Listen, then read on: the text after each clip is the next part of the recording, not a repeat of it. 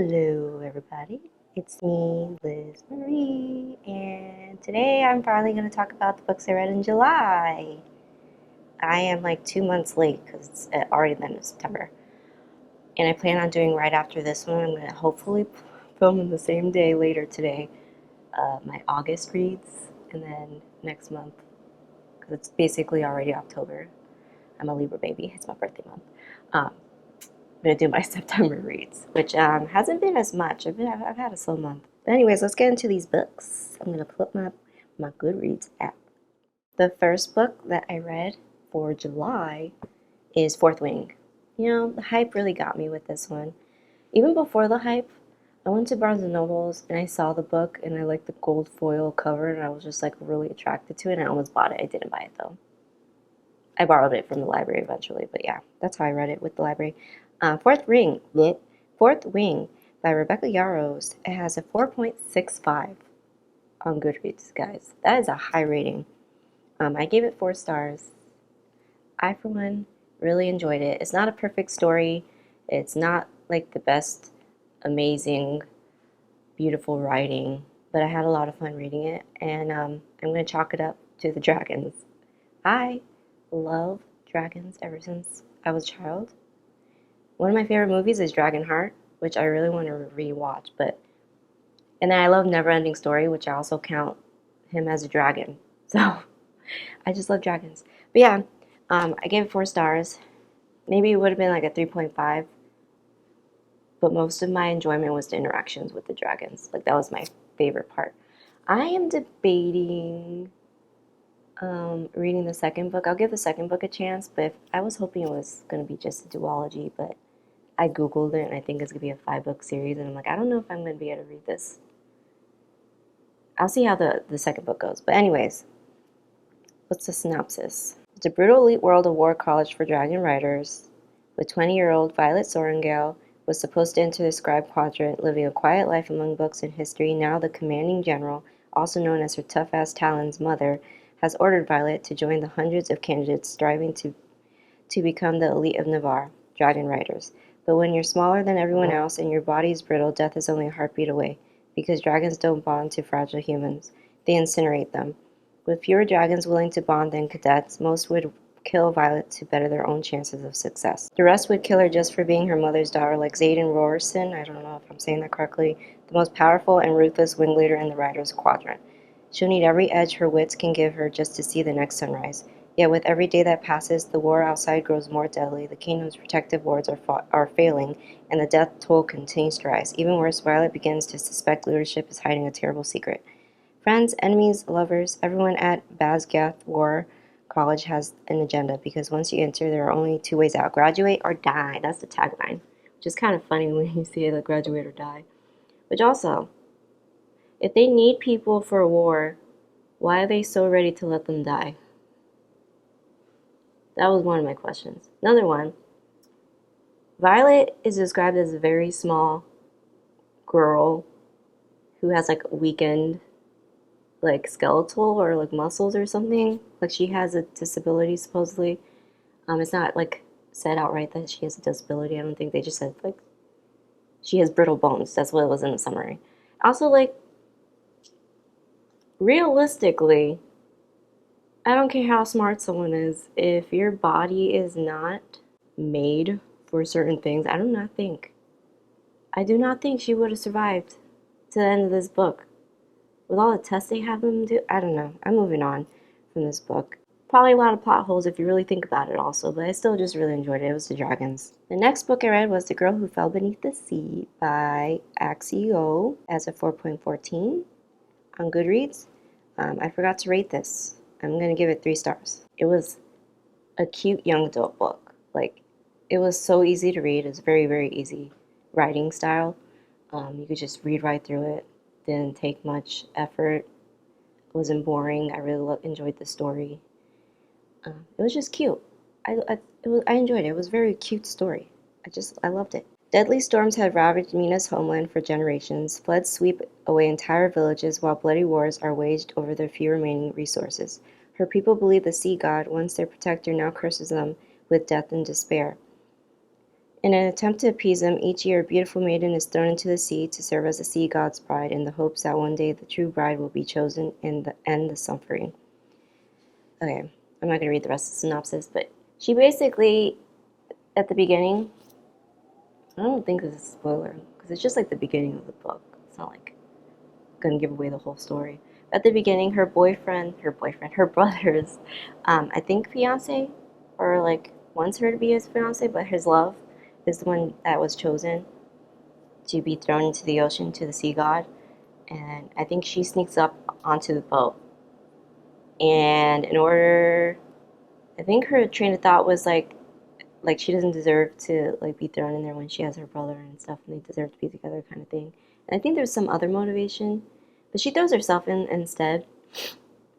And then she lands at the bottom of the sea, and then she like discovers this whole world with the gods and stuff, and the sea god's on his throne sleeping, and then it just unfolds into this whole story of solving the problem, why the sea god is asleep, and what happens to the other sea brides that have been given away all these years, when clearly the sea god is just, he's not even awake. Yeah, it was a cute story.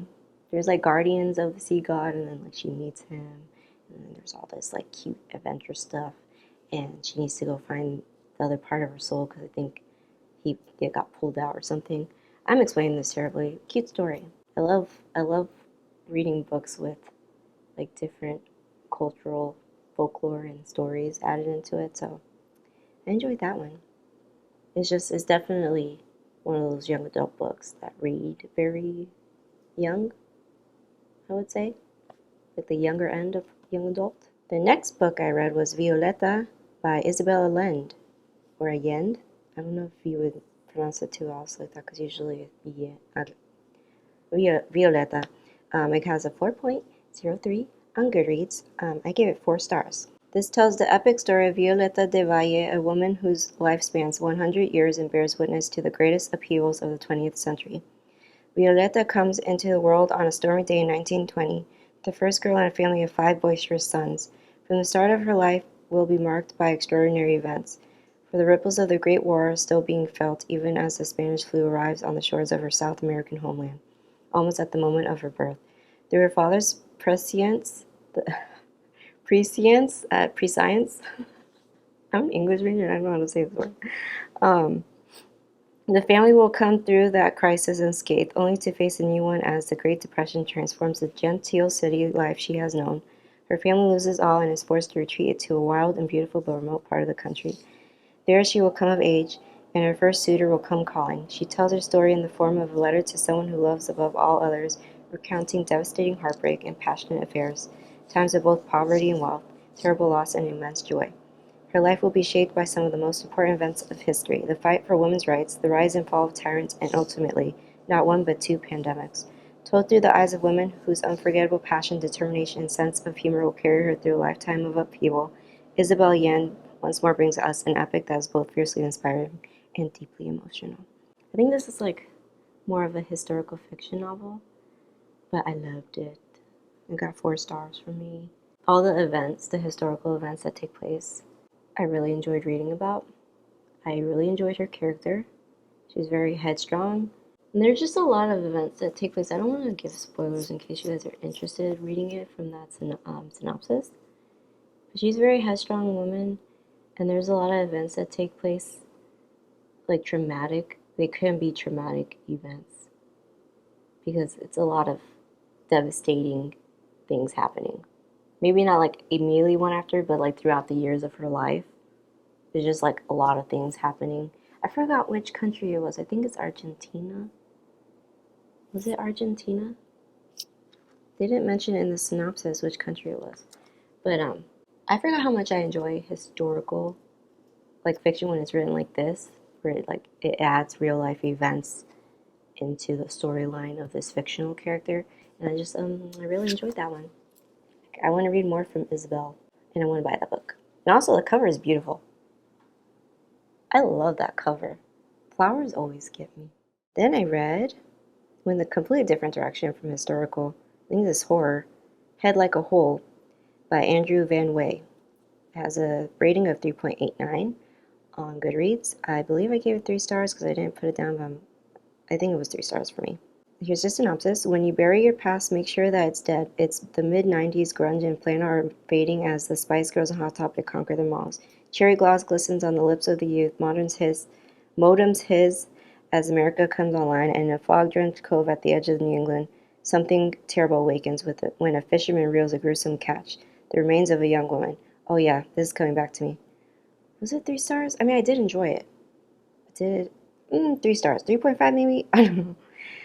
Remains still pulsing with furious life. For Megan Monroe and her friends, this is how their nightmare begins. A wet whisper over their shoulder, a dark hand reaching out from the edge of their sight, and a name clawing at the back of their minds. A young woman scratched from their memory. To stop this devouring terror, Megan will need to mend broken friendships and reassemble her fractured past. For what stalks them hungers to remake itself in their image. Piece by bloody piece. Dig into the haunted past with head like a hole. I completely forgot I read this. But the whole concept with this horror, I really enjoyed it. I think it goes back to them being I think it was high school, a preparatory school, and it's this, it surrounds this group of friends, like the synopsis said, but after some events that happened, they all went their separate ways, and then it all involves this one girl, which they cannot remember her name. They start to remember, or they remember things, or they feel like they're missing something in their memory, but they can't bring it up for some reason, and then she comes back, and the things that she starts doing to get, I think it's revenge, if I'm remembering correctly, because again, it was in July. I should have talked about these, sooner. But yeah, it was just, I feel like it's kind of like body horror, but not, too intense. But when you really think about the things that, it's just, I thought it was pretty good. Maybe I should bump it up to 4 star. I probably will reread it. The next book I read is Dirty Heads by Erin Dries, and it has a 3.58 on Goodreads. I gave it, I think the other one's 4 stars. I think this one was 3 stars. I think I was thinking this one, Dirty Heads. The story of a boy who dreamed of becoming a man, but dreamed up a monster instead. You're on the run, marked, don't think about the kid you used to be when you're homeless and dumpster diving in the rain. Just eat whatever you find to keep your engine full, because the shadow with too many teeth wants you tired. You're easier to catch when you're tired. It has haunted you since the summer of 1994, back when we confessed we were through with mixtapes. Back when we confessed who we were through mixtapes, or they're wrong. When every movie at the video store had dirty heads. You were 13 and thought you knew who you were. Only the shadow with too many teeth knew you better. It still does, and it won't stop. Not until you come home. Back to where it all began. Part cosmic horror, part coming-of-age monster story. Dirty Heads is a terrifying read from the author of House of Size, The Fallen Boys, and A Place for Sinners. I thought this story was okay. I didn't hate it. And didn't love it. But yeah, it's about this young man on his bike. He's basically homeless, but he's always constantly on the move because something's after him.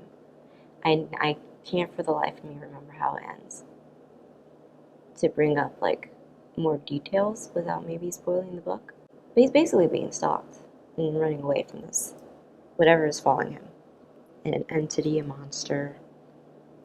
Yeah, 3 stars. After that, I read A Venom Dark and Sweet, book 2 of second book for a magic steeped in poison. Is that it? This is by Judy Eileen, and it has 3.65 on Goodreads. I gave it a 3 star. I enjoyed the first book more, I think. Yeah, I think for me, I had the competition aspect of the first book I found a lot more fun. The second book is obviously, it came to the head of what was really going on political wise, and the second half is more how to save the kingdom. The great evil has come to the kingdom of Daxi. The banished prince has returned to seize power, his rise to the dragon throne aided by the mass poisonings that have kept the people bound in fear and distrust. Ning, a young but powerful Shi, a wielder of magic used with ancient and delicate art of tea-making, has escorted Princess Zen into exile. Joining them is the prince's loyal bodyguard Ru Yi and Ning's newly healed sister Shu. Together, the four young women travel throughout the kingdom in search of allies to help oust the invaders and take back Zen's rightful throne. But the golden serpent still haunts Ning's nightmares with visions of war and bloodshed. An evil far more ancient than the petty conflicts of men has awoken, and all the magic in the land may not be enough to stop it from consuming the world. So the main antagonist is that golden snake she mentioned, serpent, that she keeps getting visions of throughout this story, and then she finds out why, and then she goes on a journey to find like this powerful, I don't know, was she a Shinran too? But she has powerful magic. So she wants to learn from this woman, meet with her, and find her in the mountains. And I think it was to find also an object. I think it was like, I can't remember exactly, it was like a pearl or something. Like a round orb to help defeat the evil that is consuming the kingdom and threatening to take over and destroy it. I think this is a spoiler, but I think the uncle that took over the throne, I think he was like possessed or something, like doing on behalf of the serpent, which was sad at the end what happened. But I enjoyed it. 3 stars. The next book I read was The Last Tale of the Flower Bride by Roshani Choshki, 3.7 on Goodreads. I feel like for me this was a 3-star. I didn't enjoy it as much as others, and I thought I really would. Like, the synopsis is the reason why I bought it. I thought I would really enjoy this. And it's gothic, so I usually love gothic. But I mean, I still enjoyed it. I got 3 stars. But I thought it would have been a 4 or 5-star read for me, and it wasn't. So, a sumptuous gothic-infused story about a marriage that is unraveled by dark secrets, a friendship cursed to end in tragedy, and the danger of believing in fairy tales. The breathtaking adult debut from New York Times bestselling author Roshani Choshki. Once upon a time, a man who believed in fairy tales married a beautiful, mysterious woman named Indigo Maxwell Castaneda. He was a scholar of myths, she was an heiress to a fortune. They exchanged gifts and stories and believed they would live happily ever after, and in exchange for her love, Indigo extracted a promise that her bridegroom would never pry into her past. But when Indigo learns that her estranged aunt is dying and the couple is forced to return to her childhood home, the house of dreams, the bridegroom will soon find himself unable to resist, for within the crumbling manor's extravagant rooms and musty halls, there lurks the shadow of another girl. Azure, Indigo's dearest childhood friend who suddenly disappeared. As the house slowly reveals his wife's secrets, the bridegroom will be forced to choose between reality and fantasy, even if doing so threatens to destroy their marriage or their lives. So, like, that synopsis, that was like everything I would have loved. And when I think about the story and everything that unfolded, I love the whole concept. I love everything that happened. I don't know, it was just something about the writing style that didn't completely get me, like, enthralled by the story. I don't know why. But, like, the whole concept, I loved it. Though, like, gothic is, like, one of my favorite genres, and it forever will be. But I guess not always, you're not always going to find a winner when you read a book. But I was, like, so sure this was going to be, like, a 4 or 5-star for me. Maybe upon reread, I don't know why my voice got like that, but maybe if I reread it. But, like, yeah, the whole thing, they meet at the beginning at this restaurant, and there's just, like, immediate chemistry. They start a love affair. They get married. And he promises not to dig into her past, but then, as the synopsis says, they go to the manor because her aunt's dying. I don't know. It's a gothic kind of atmosphere manor. And things start revealing itself and leading him to the truth. And the ending, I mean, I kind of saw what was going to happen at the end. I kind of saw it coming, so it wasn't like a big surprise. But I still really like enjoyed the whole thing. So that's why it's still 3-star, but I really wanted it to be a 4-star. But it wasn't, alas. I still would reread it though, because I just love the whole concept. I don't know. Maybe I wasn't in the right headspace, because I love Gothic, as I keep repeating. The next book I read was Our Violent Ends by Chloe Gong, which was the second book from these Violent Delights, I think. 4.35 on Goodreads. And I gave it a 4-star. I enjoyed both the books in this duology. I had a lot of fun. I love Shakespeare, so it's like a retelling of Romeo and Juliet, but I love the way Chloe Gong did it. It's like she added a lot. and made it her own story, which is like the bare bones of Romeo and Juliet. So it was like very fleshed out for me. And also I like the theming of like the 1920s, 30s Shanghai. I loved it. Shanghai is under siege in this captivating, searingly romantic sequel to these violent delights. The year is 1927, and Shanghai teeters on the edge of revolution. After sacrificing her relationship with Roma to protect him from the blood feud, Juliet has been a girl on the warpath. One wrong move and her cousin will step in to usurp her place as the Scarlet Gang's heir. The only way to save the boy she loves from the wrath of the Scarlets is to have him want her dead for murdering his best friend in cold blood. If Juliet were actually guilty of the crime Roma believes she committed, his rejection might sting less. Roma is still reeling from Marshall's death, and his cousin Benedict will barely speak to him. Roma knows it's his fault for letting the ruthless Juliet back into his life, and he's determined to set things right, even if that means killing the girl he hates and loves with equal measure. Then a new monstrous danger emerges in the city, and though the secrets keep them apart, Juliet must secure Roma's cooperation if they are to end this threat once and for all. Shanghai is already at a boiling point. The nationalists are marching in. Whispers of civil war brew louder every day, and gangster rule faces complete annihilation. Roma and Juliet must put aside their differences to combat monsters and politics, but they aren't prepared for the biggest threat of all, protecting their hearts from each other. Why should they have to? Yeah, I had fun with this book. I thought it was just as good as the first one. I enjoyed all the aspects, like the army coming in, the feud against each other, her own little feud with her cousin, which kind of made me sad because I'm a big person who cares about family. Like, family is very important to me. So, like, the whole thing between her and her cousin made me very sad when whatever happened between them, because it was not resolved positively. And that makes me sad. And I know sometimes, it just can't be the way you wish it could be. But, I mean, it's just a fictional story. And it was, like, extreme. Like, that was an extreme thing. And they're in basically a Chinese mafia. So, I lost my train of thought. I was talking about the story. Yeah, I really enjoyed it.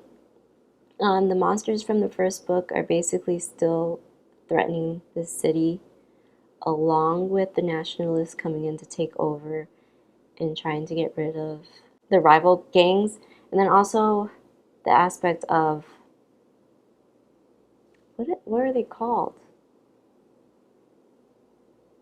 Why am I blanking? There's like the group of people who have a separate belief in politics, and I can't remember their name. It starts with a C, and I definitely know what it is, but it's not coming to me. I'm going to move on. But in this Romeo and Juliet, they don't die in the end, so happy about that. And was that the last book? No, the last book I read in July was The Wolf of Oren-yaro by K.S. Veloso. 3.67 on Goodreads. I think it's a 4-star for me. And when I think back, I read the whole series already, but I know we're only talking about the first book. But I feel like the characters in this book were very developed. Like, it's a very character-centered book. I mean, there is a lot of plot also. But I know, I got attached to these characters. I'd buy it. A queen of a divided land must unite her people, even if they hate her, even if it means stopping a ruin that she helped create. A debut epic fantasy from an exciting new voice. I murdered a man and made my husband leave the night before they crowned me. Born under the crumbling towers of oren-yaro. I murdered a man and made my husband leave the night before they crowned me. Born under the crumbling towers of oren-yaro, Queen Talion was the shining jewel and legacy of the bloody war, of the wolves that nearly tore her nation apart. Her upcoming marriage to the son of her father's rival heralds peaceful days to come. But his sudden departure before the reign begins fractures the kingdom beyond repair. Years later, Talion receives a message urging her to attend a meeting across the sea. It's meant to be an effort at reconciliation, but an assassination attempt leaves the queen stranded with desperate to survive in a dangerous land. With no idea who she can trust, she's on her own as she struggles to fight her way home. So, the marriage between Talion and her husband, which I can't recall his name right now, starts with an R. Right? Well, anyways, I think that whole thing, they're just bad at communicating, okay? If they would have just communicated and been honest with each other, I think a lot of this could have been avoided. But the way they were raised from each of their clans, because they're from different clans, they were very much upholding the tenets of their clan. So like they weren't communicating, and they were just stubborn, both stubborn. And then when she goes to meet him in the other land, which I can't for the life of me remember the name either, I should really start taking down notes. I'm gonna get into my notebooks and just start writing down notes for all the books I read, because this is unhelpful. But yeah, they meet. Assassination attempt happens. She's left stranded alone, and she doesn't know if her husband orchestrated the assassination attempt or if it was someone else. And then she meets my favorite character. Why can't I remember your name either? What is it? Let me see if I can find his name. Did any of these reviews mention their names? Keen? I think his name is Keen.